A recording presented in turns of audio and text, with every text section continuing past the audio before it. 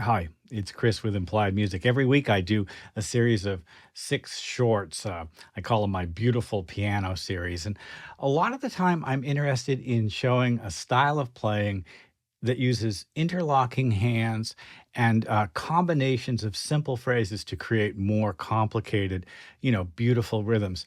I use modal exchange. I use chromatic mediant modulations. I'm not too afraid of dissonance, and it's not really melodic. It's more like a texture. I think of it as working in a terrain on the keyboard. Today, I'm going to put myself on the spot. We'll shoot me recording those 6 pieces. And I'm just have to come up with them as I go, and that's just my process. And you'll get a chance to see what it looks like from above. I got a camera set up above me and on the screen as well. Well, let's just dive in.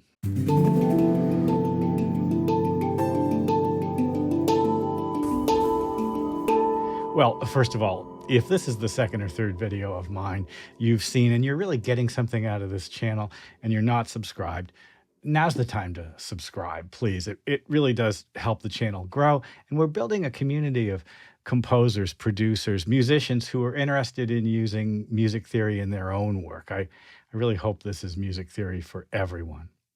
Also, comments really help individual videos and the channel as a whole. If you have a question about something, there are some really sharp people using the channel. If I can't address it, maybe one of those people can as well. And as always, any mistakes are entirely mine, as we like to say. Listen, let's just dive into this now. All right, we need to do the first one, so let's just see what we can come up with. My first instinct is this E minor triad, first inversion, and a D major triad interlocking with it. I don't think I want to use all of the notes though, so maybe just A and F sharp. So now I have like a 5-note sound, and in fact, if you look at it, it looks kind of like I don't know, some sort of weird pentatonic scale. It's not really a pentatonic scale because it's got the half step. It's really pretty, right? So that's enough for me to begin. E minor could become E flat major. E flat major could become E flat minor. Everything is very closely related to each other, just in half steps. That works with the E minor. The F becomes F natural. The A becomes A flat. And that's my set of notes for these patterns. Let's just see what we get.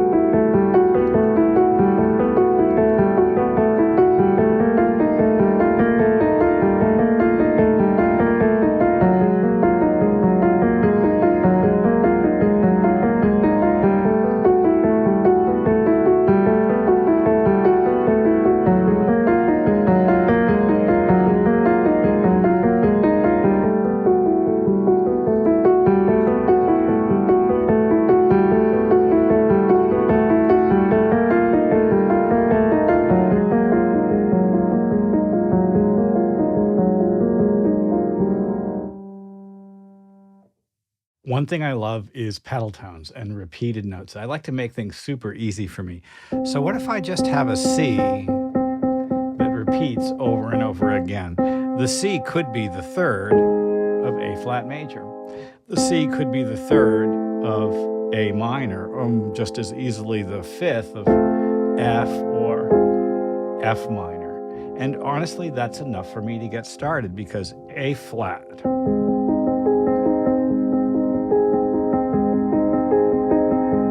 A minor, right? F minor, back to A flat, or maybe even C or C minor. You get the idea. Let's see what we get.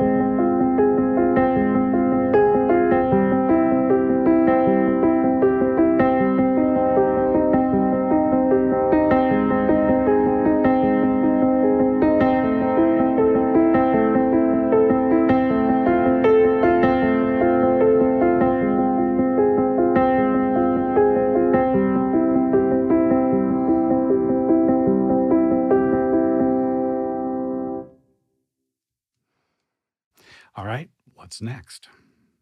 Well, I do love the dark stuff, and so this series of chords, G minor over F sharp, and then over F, and then back up. And then I think what I'm going to do is take the top note and move it up. It's kind of a James Bond sound, but still interesting. Now, I'll just have to figure out a melody over the top, something very simple, just to kind of pull that all together.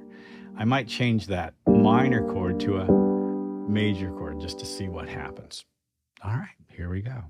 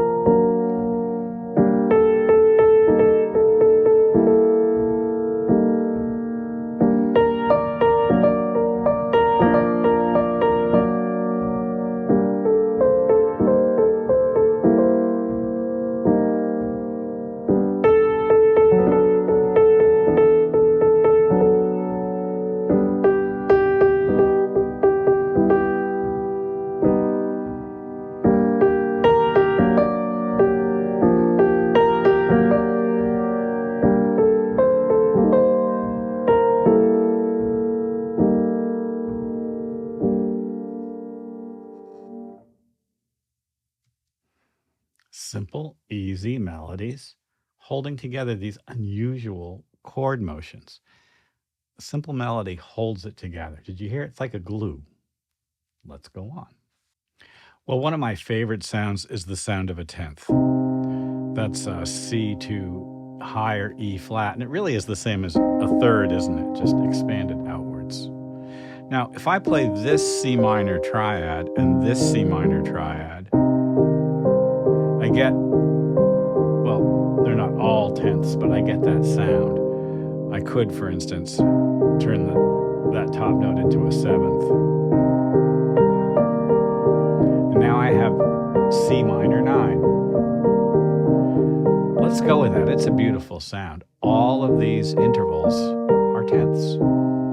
I'll have to change the mode to keep our interest, but I think I can do that. All right.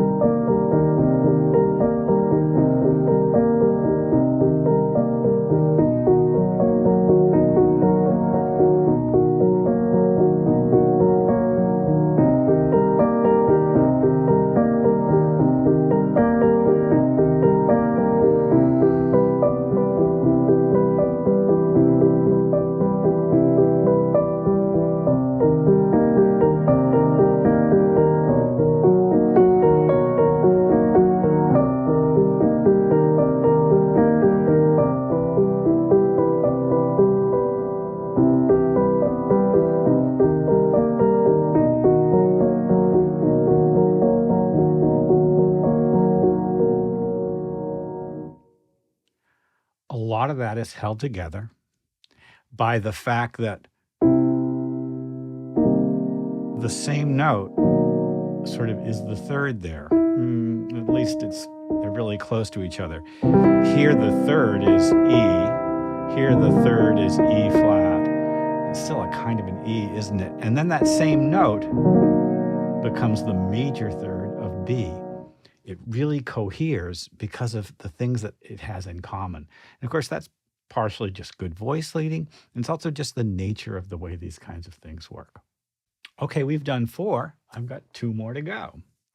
One thing I haven't shown yet is polyrhythm. So here's a simple 2-note pattern, but I'm thinking of it as 1, 2, 3, 1, 2, 3, 1, 2, 3, 1, 2, 3. Almost like it's 3 notes.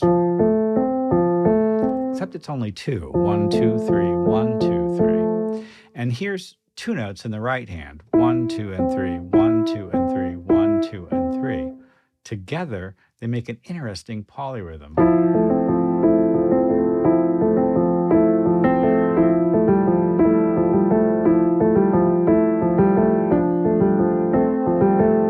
get the idea.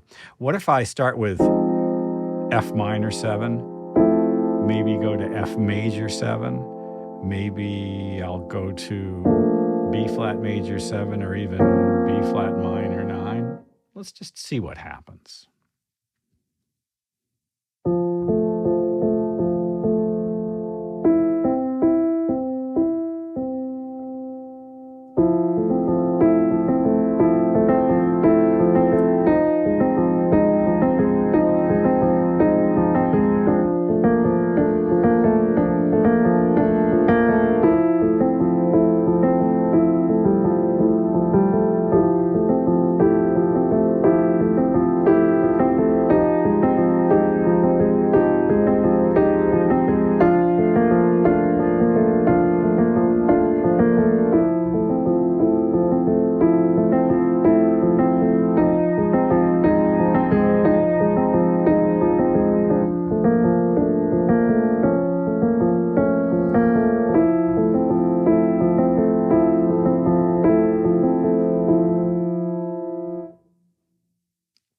Of course, that 2 against 3 rhythm is the one that's, and with the 2 notes like that, is what's so exciting and interesting in the opening piano piece from Philip Glass's Glassworks.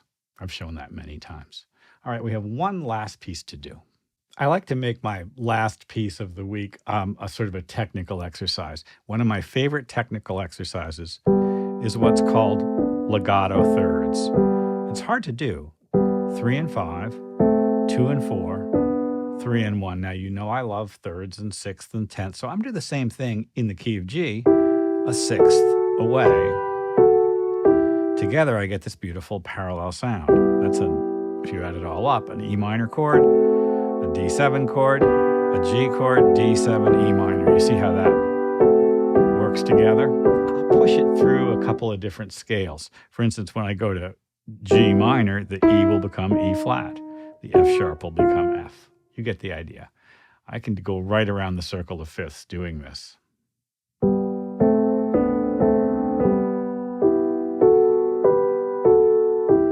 And we're going to do them together.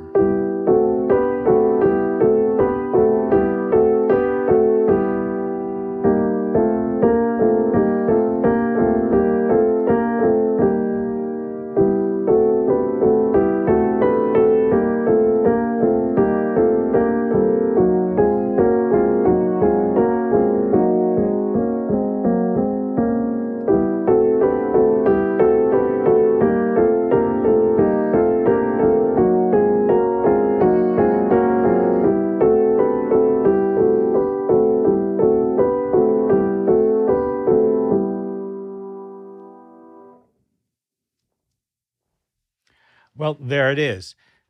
6 short pieces. Now, my next step is to do a little commentary over the top. I'll record the voiceover live onto this project and then export the MIDI files, export the mixes. I fly the standard MIDI files into Synthesia. I get that vertical video effect. I screen capture that and put it all together. It's kind of a little bit labor intensive, but it's a great way to show these ideas, give us a chance to hear them, and kind of just by repetition and by attention to the detail, maybe acquire some new ways of, thinking about playing the piano, etc. Well, I hope this has been useful. Like and subscribe and ding the bell. You'll be notified when I do my videos. I'll see you next time.